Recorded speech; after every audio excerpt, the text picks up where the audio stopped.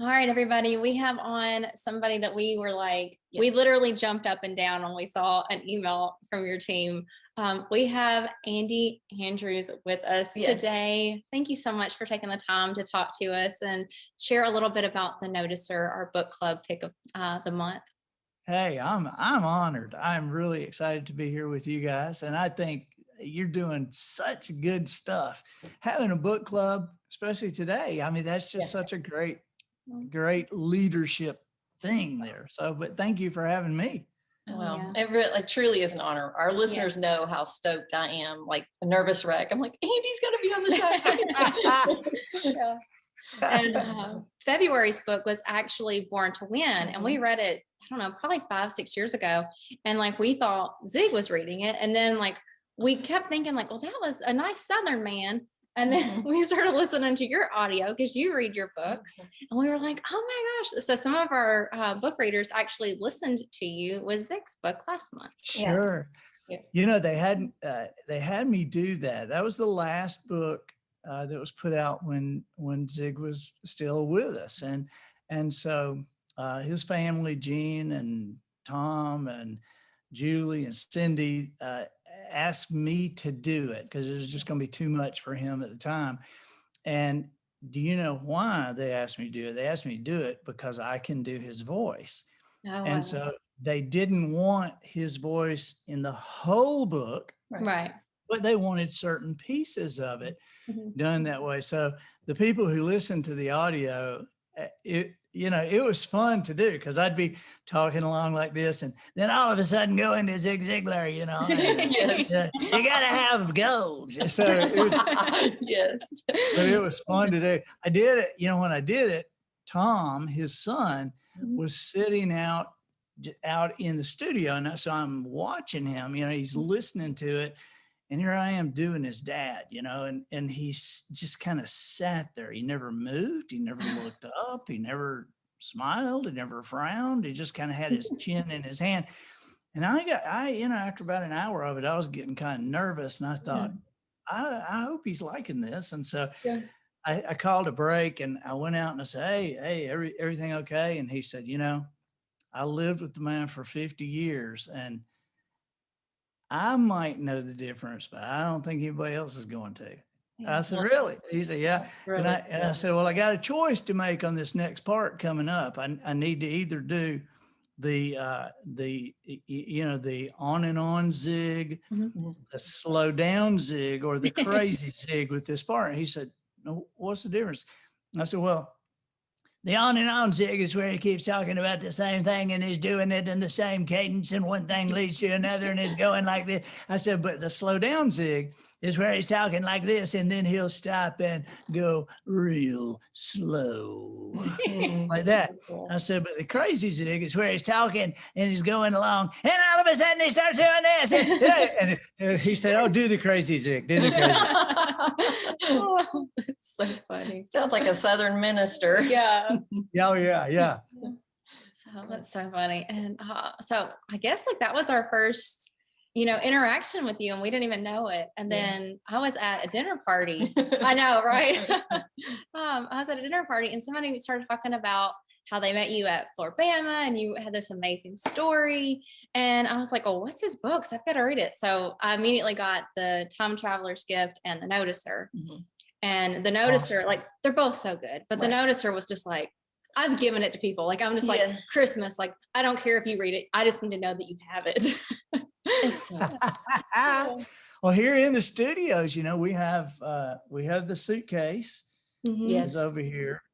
And then there's a couple of things from Noticer Returns. And then there's a couple of things from Just Jones in there, including that crazy lady's hat is over there. So, well, we were going to come see it. Yeah, we have. I'm really glad you like that book. That's a special one to me. It really is. That you said Jones is based on a real person, Jones. Yeah, when you read the Noticer, one of the things that I really want people to know is the very first chapter is totally true, just like it happened. Wow.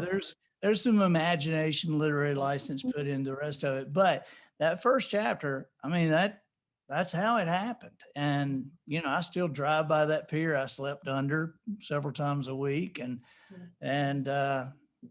you know, he was just like that. You know, I just say like Brent Burns is in that chapter. And I saw Brent the other day and it's almost, that chapter is almost like a time capsule for me.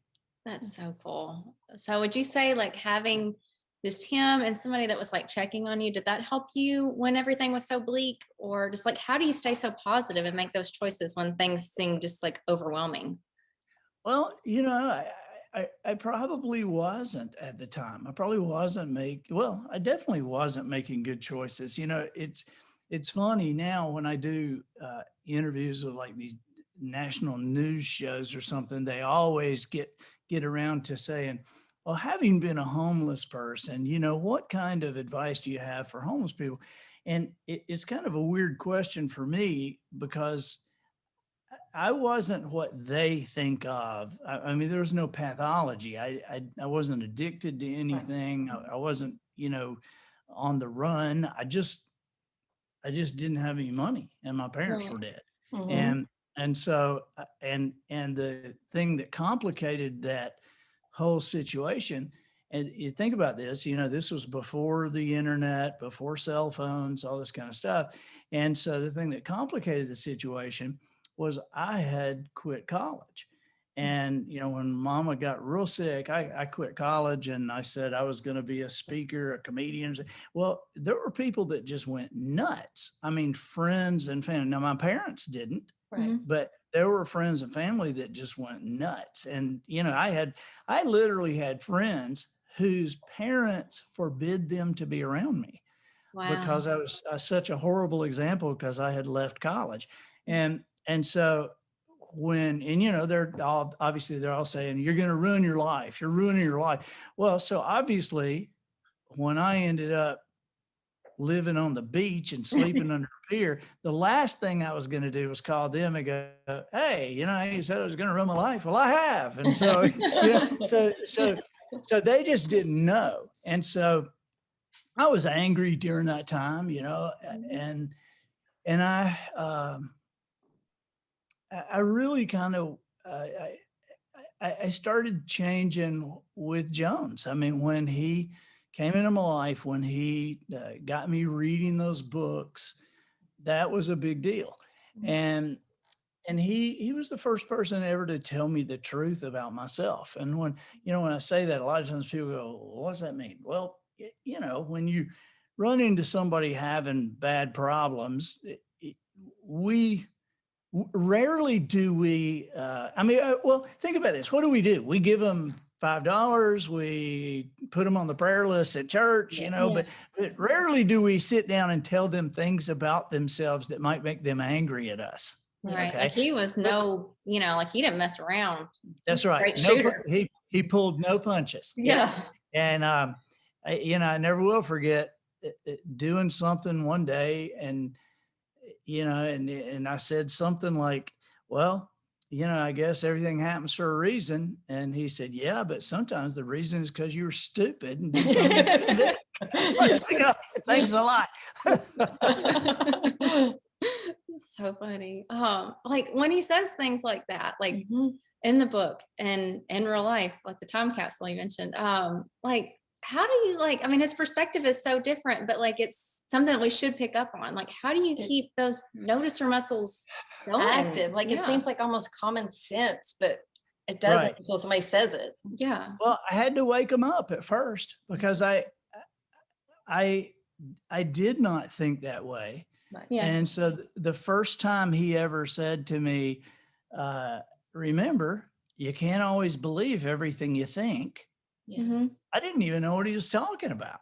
Right. Yeah. You know, I mean, that took me a long time to really unpack that and to understand the importance of that. And I think I was telling one of my sons the other day that of all the advice I've gotten throughout my life, I have probably made better use of that advice than anything else.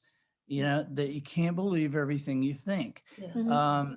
That has helped me grow in ways. It's helped me help other people grow, help companies Mhm. literally double, Wow. because companies are in situations and teams are in situations where there's an industry standard, there's a best practice, there's a way we do things. Mhm. And yeah, there is, but you can't believe everything you think.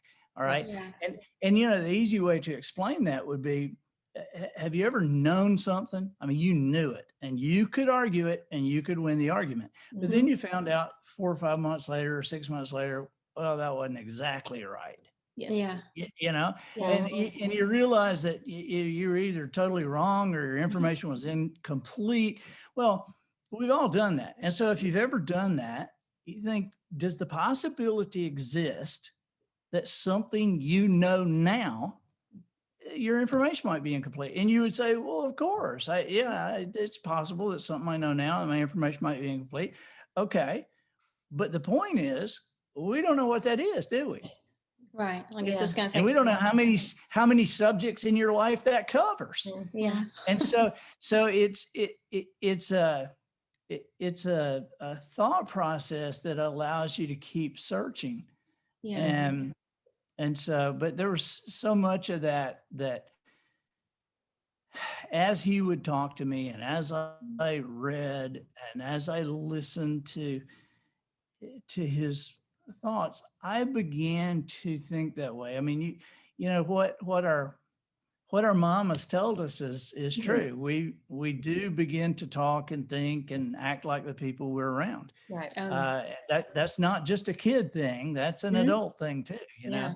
and but it was to be able to think not just outside the box, but like way outside of town, away from the neighborhood that had the factory that was building the boxes. Everybody else was sitting around, Mhm. Yeah. Yeah. Yeah, because and I know you remember that because I put this in the book. At the time he asked me, he said, "Okay, there's 3 seagulls sitting on a log, and one of them decides to fly away. How many of them are left?" And I said, "2." He said, "No, 3." I'm like, "You said one of them decided to fly away." He said, "Right. He decided to. He didn't do it. Deciding to do it ain't doing it." And I'm like, "Oh, yeah." I mean, it's Yeah. so it's a different way of thinking. Yeah. Yeah. So he has such a good sense of humor like that, which I know it's your sense of humor coming out. Like, do you feel like it matches your own? I feel like you're a little bit It of does. Jones Yes. It Like it just does. from It like your does. podcasts and things. we had no clue It you were a does. comedian until one of our, no insult. We know Yeah. you from reading. Yeah. And then we were telling Sure. one of our friends that we were going to interview you. And he's like, the comedian? And we're like, What? huh? There are people that knew me as a comedian that have no idea what I'm doing now, and there are people that know what I'm doing now that was like, "Wow, wonder whatever happened to the comedian." I mean, they have no Yeah. idea I was that. And I was on an airplane not too long ago, I guess before COVID, but I was on an airplane, and the flight attendant came by and I just talked to her for a second, Right. and then the guy sitting next to me, he said, "Would I know your voice?" And I said, "Well, what do you mean?" He said, "Would I have heard your voice before?" And I said, "Yeah, maybe." Mhm. He said, "Would you like maybe have been on the radio?" And I said, "Yeah." And he said, "Do you tell a baseball story on the Comedy Channel on SiriusXM?" I said, "Yeah, that's me." I said, "You got good ears, man." That's So, awesome. but yeah, I toured for 2 years with Joan Rivers and for 5 years with Kenny Rogers. I toured with Cher and Shaka Khan and Wow. Wow. tons of people. I know. Like you've done like I feel like you've had like 5 lives like in this one Yes. life. I kind of feel like that too.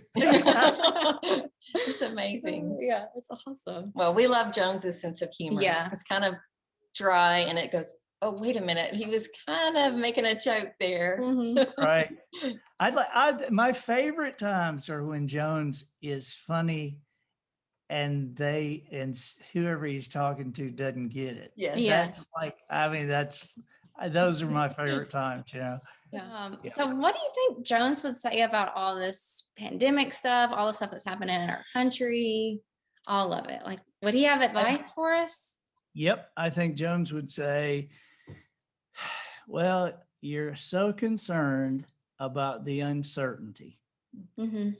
but you're forgetting that things were just as uncertain the day before you found out about COVID.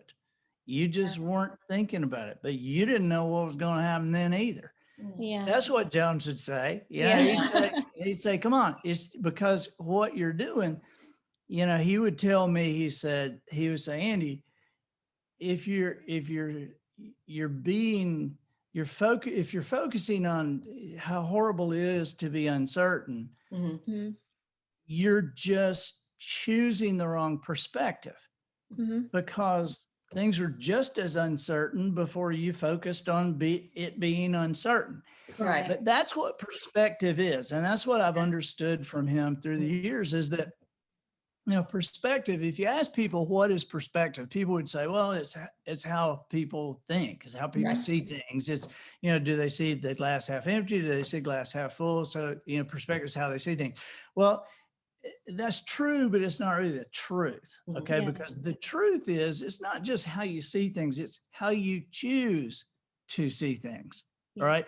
Because the, half empty or half full, it's not half empty, it's not half full. It is what it is. Yes. Yeah. The level of the water, it just is what it is. Yes. And so it's however you choose to see it Mm-hmm. will make a difference, because we know that if you look at something and you go, man, this is the worst thing that could have ever happened. Well, people who think it's the worst thing that could ever happen, what do? They sit down, they become depressed, they worry, and they become glass half empty people. Okay, now what happens to glass half empty people? Glass half empty people don't get as many opportunities. They don't get promoted. They, because we don't want to be around glass half empty people. And, nobody says, hey, we're going to promote you, or hey, we want to hire you, And so it's kind of, that perspective becomes very true. It does become the worst thing that could have ever happened. Right. Okay. But people who go, there's something we can do with this. Every time something has changed, we've figured it out. Every time something's changed, we've looked back and go, wow, if that hadn't happened, we'd never be doing this. And look how great this is. So this could be the best thing that could have ever happened. And so people who think that way, they use the time to read or to learn or to, connect with somebody. They use that time. And so they become, they're glass half full people. Well, what happens to glass half full people? Glass half full people, other people want to be around them. Right. They get hired, they get promoted, they get put in special situations, they get opportunities because people are around them. Glass half empty people don't get as many opportunities because there's just not as many people around them to give them. Okay. Yeah. And so in essence, thinking that way, it does kind of become the best thing that could have ever happened. But that's what Jones would say, dude, you got to choose your perspective. Yep. Yeah. I totally agree. One of my most hated sayings, but it's true, is perception becomes reality. And it really does. Like, however you perceive something is how you live life. And that becomes your reality. So yeah. And I feel like right now, like we all have to be glass half full people, because there's so many people that are choosing the easy way of thinking everything's down and sad. Doom and gloom. So they're picking fights with each other instead of taking the time to be a glass half full person. It is amazing, isn't it? And so it becomes an opportunity. And I think, there are times in our history as people where history becomes an encourager. All right. But you got to know it to have it encourage you. And to understand how many times through the years that we have figured things like this out. It's really ridiculous. So I totally agree. And I know our book of the month is The Noticer, but I feel like if people are struggling with any of this, they need to go read The Time Traveler's Gift, because you point out none of those people that you go back in time to are like, just like, oh, everything's perfect and happy and easy. Like everything was at like a challenging point. Like, and I'll still go back to the, the notes that you have for each rule or each lesson. And that's that to me, when I wrote The Traveler's Gift, that's what I was after doing. I was trying to pick, we always think of people like that as being hugely successful. And, we want to go back, and if I would go back in time, I would want to go back and, and we always think in terms of, seeing the great things happen. But I wanted this guy who was going through the worst time in his life to go back in time and to visit with 7 historical figures that were going through the worst time in their life. Yeah. So he gets to be with Anne Frank in the annex and watch that happen and watch that unfold, and Lincoln at Gettysburg. And so it's all, I still enjoy the premise, right? Yes. I feel like that'll have to be like another book club. Like, yes, we're going to have to mix it in. Yeah. Yes. I'm like, that's another one that I'll just pass out. Like, no, you have to read this one. And you do such an amazing job weaving in like the positivity and also your faith within all of your books. Like, do you feel like that's always been a cornerstone for you? It has, but I do it in a specific way because I don't want people to disregard the book. Well, let's put it this way. We all, there's a lot of us, we love Billy Graham. Okay. But we know that we all have friends that if we give them a Billy Graham book, they're not reading it. Right. They're just not reading it. Right. And so what I want to do is, for Christians recognize where a lot of this stuff is sourced.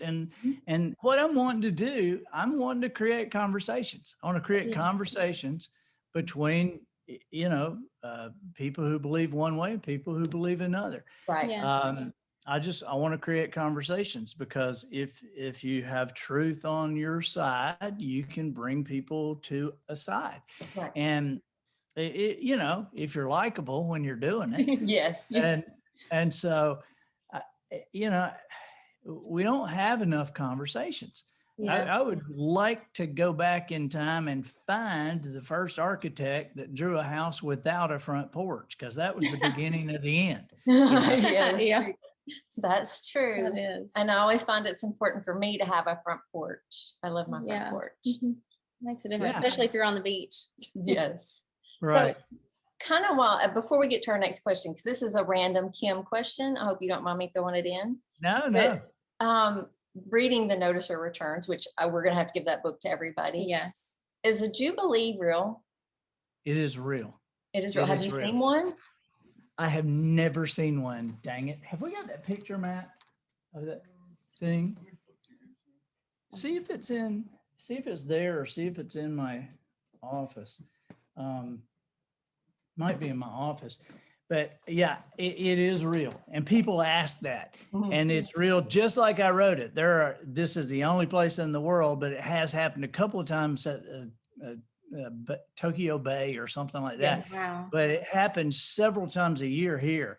And it's really aggravating to me that I've never seen one. But like I said in the book, you can't make a reservation for it. You can't pay anybody to get in on it. Yeah. That's so That's cool. really cool. Yeah. Which that's on the second one. So they're going to fall in love with the Noticer, and they're going to have to read the Noticer Returns. I think that might be my favorite out of the 3. I think. Thank you. I know. Thank you.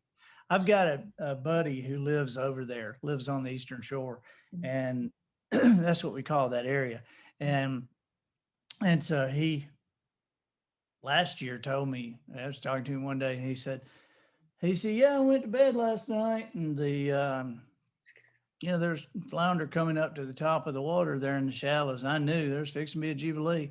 I said, did you take pictures? He said, no, I went to bed. I'm like, what? No. But he's like seen 20 of them. I can't find it. I don't know. Aw. We'll find it and take a picture and send it to you. Okay. But it's That's so cool. it's a picture that somebody took, and we had it blown up because it's just amazing. But yeah, it happens every year. Wow. That would be crazy. Yeah. I'm not a big seafood person, but it would just be neat to see. Yeah. Right. Oh So yeah. Yeah. So cool. And we know that you're a big reader because I mean, in the notice here you talk about books, and then in Just Jones, like the table is propped up like literally on books. So are there Can any you- that you That's the book. That's the table I'm at right here. really, so cool? Yeah. Again, Matt, like when I read, I'm like, because you kind of have the Jones sense of humor. So I'm like, is the table real or is the table not real? So it's so cool that it's really there. Yeah. But are you guys? Do you broadcast your podcast on video? Yes. yes. Okay. Well, then when Matt comes back in, we'll get him to take the camera and take a picture of the table so you can see it. That's Okay. so cool. That's very Yeah. neat. That would be awesome. Yeah. So, but yeah, like the whole table is set up on books. Propped up on books. Yeah. So are there? Can you hold that camera? I mean, because they broadcast in video, and we were talking about the table. Can you show the table with the books, and how do you do that? Come on, Matt. Matt is my technological guru. I don't know. I'm a technological moron. There it is, and there's Oh, my. very cool. Wow. Forrest Gump, The The Voice. Voice. That is so Can't cool. read the other ones. I Can't need better either. glasses. I know, I do or better too. eyes. That is so cool. All right. I love that. Nice loafers. Yeah, thank you. Thank you. Yeah. That's very cool. All Very right, so we're cool. definitely coming now. Yes. Yeah, you have to. Because when we do the Blue Plate special together, we do it here twice a week. It's live at 12:15 Central. It's live on Facebook, on Twitter, on YouTube, and so when you guys come down and we do it, we'll be doing it right here That's so cool. I'm so excited. I know. I at cannot the wait. Peace Table. At the piece. They're upside down now. Oh, maybe we should stand on our head. Yeah. Yeah, no worries. We're talking about coming down. Mhm. So when we come down, we've been to Orange Beach a few times, but we are eaters. Where should we go Yes. eat? Ah, yeah. Well, there's a place called The Gulf, Mhm. and Yeah. it's right on Yes, the, Yes. We've been there. Mhm. yeah, okay. It's made out of That guacamole. containers. Yes. Yeah. And so the grouper sandwich at the Gulf is great. And of course, we eat over at the yacht club at the Floribama, and where else? I love the salads at Cosmos. Oh, yeah. Yep. Sea and Suds is great. Those oyster sandwiches. Wolf Bay Lodge is great. Voyagers is probably the dress up place. Oh, you yeah. know. I've been to Mhm. Voyagers. We never dress up much. No. but- I know it. Me either. Yeah. We were talking about the 5 or 6 things that you were doing and you don't know, like, We're Yeah. gonna finish first. Yeah. Yeah, I'm always kind of digging around with a Jones thing and remembering stuff that he said and just putting stuff together. I'm working on a kind of a teen thing. I've got several, that I've started, and I sometimes I do that just to kind of see what takes off, and Right. because I'm ADD as I can be, and so it's sometimes hard I want to find something that I definitely want to pay attention to, because I Right. struggle with that anyway. Right. And, excuse me. And so been writing some songs lately and just doing crazy stuff, having a good time. I wrote a short story the other day. Very Very cool. cool. I just wished I could be inside your head. I know. Well, Same you might, that might not be a pretty place. I'll just keep reading your books. here. The streamlined version. Yes. Yeah. So, well, and we also wanted to let people know, we've talked about a few of your books, but is there a best way for people to contact you or to follow you? I know we talked about Blue Plate Special. Yeah, and they can get the books from, you can get them anywhere, but if you get them on our website, I've signed them all. And so, Cool. but andyandrews.com is the easiest place. Okay. And, but I would really urge you to put your email address in Mhm. on the site, because then we'll send you our podcast. Yeah. It'll just come to you. It's the professional noticer. Right. And you just kind of keep you apprised on what's going on. And Yeah. the people on the email list get the coupons for all the stuff. Right, You know, right. I mean, Yeah. we do a coupon code every week, and so the just people that are hanging out with us, we want to treat them great. Yes, I can see that. Yes, absolutely. You're a really great person. So Mhm. Yeah. Well, I'm a husband, and I'm a dad, and I'm a friend, and I have a good time. And Yeah. so, but those are the most important things. I was really very interested that the mother-daughter team is going. I think that's awesome. Oh, thank Yep. you. She's my best friend. Yes. That's just great. That's so great. Yeah. Oh, all right. So we will see you soon. Yes. Yeah. I mean, you guys let us know when you're coming down. All right. We will. will. Thank you so much for taking the time to talk to Yes. us. Thank you guys. I'm honored to be asked. I appreciate you guys using the book, and keep in touch. If I can ever help you, let me know.